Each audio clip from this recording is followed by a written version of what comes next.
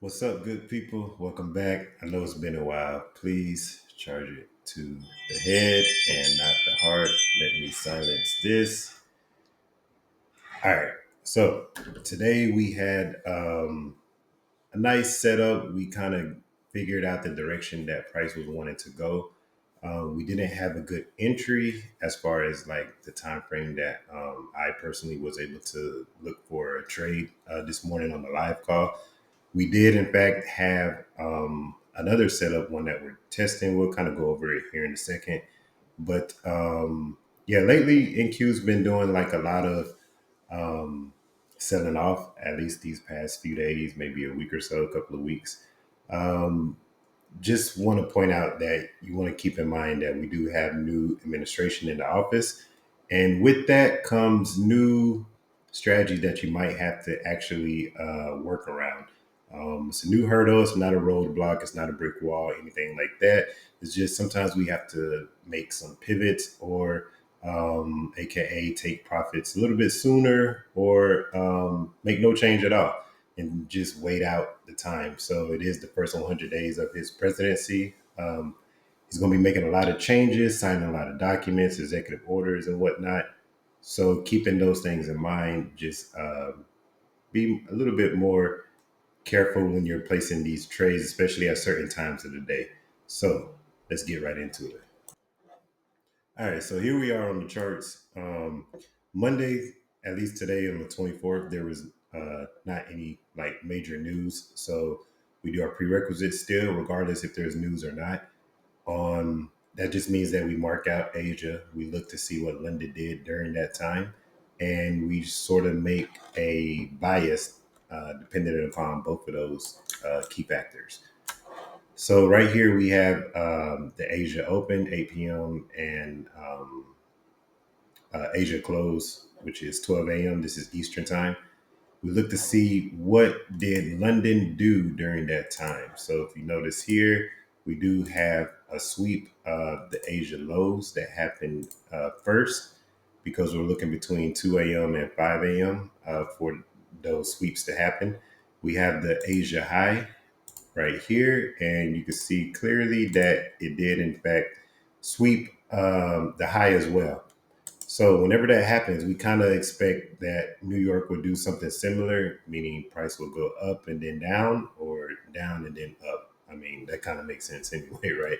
But it helps to sort of get you prepped for maybe a liquidity grab and then a run. Also, what we did on the call this morning, we marked out the highs and the lows to sort of look to where they could possibly grab that liquidity before making a reversal. So that's what these two orange lines right here indicate. So we have the New York Open right here at 9:30. We had a push up.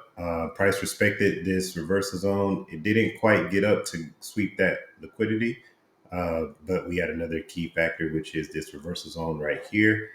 And then it had a runoff. So this is kind of what we were wanting, but we didn't quite have a setup. We were kind of looking for a daily strat setup on this one specifically, but it didn't really give us an entry. It kind of gave us a gap right here after it made um,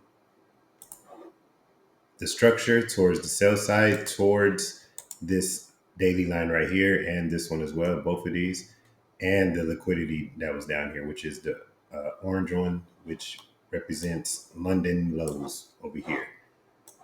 Price, in fact, never came back up to tap in. So, yeah, we didn't really get any action there, but it did, in fact, do what we wanted and it took out both of these. And as you can see, it did continue down quite a bit, hitting some unmitigated levels, which are these daily levels that were not touched previously during the New York session. So we just changed the color to blue and go from there. Oh, excuse me. Sorry about that. But I muted it so you didn't hear it. But anyway, one thing we did get though is we did get this 15-minute strap, which we took on the live call this morning. Basically waited for this candle to close. It swept that previous candle. It gave a bearish candle at the opening. And we just put our entry right at the close of this 15-minute candle, so 9:45 a.m., which is 15 minutes after the open. And then we look for a 1-to-1, and in this case, it went a little bit more than 3-to-1 on this one. So still kind of perfecting this new strategy. Just wanted to give like a sort of um, preview into what we are possibly looking at in the near future. So yeah, it worked out quite well. Um, some people took it. I pointed out that it was just a forward testing scenario. Some people still took it. Kudos to y'all because it did, in fact, print y'all some money today. It actually hit 3-to-1 right here, past 3-to-1 before making this small pullback. Well, not even a small pullback, a pretty large pullback. And then it came down to retest it here at the end of the day. So overall, it was still a great day. You don't have to trade every day to be a profitable trader or a consistent trader. If you are okay with being patient and waiting for your exact setup, this is exactly something that you would want to do.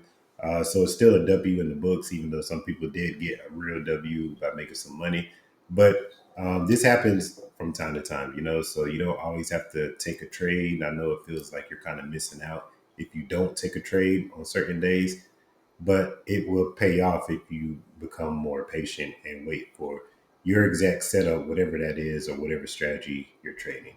Um, yeah, that's all I have. I hope y'all enjoyed the video. If you want to trade with us, there will be a link in the bio or the description in this case. If you want to join the inner circle, I think Juvier said there's some spots opening up. So definitely check it out. And until then, I will see you in the next video. Peace.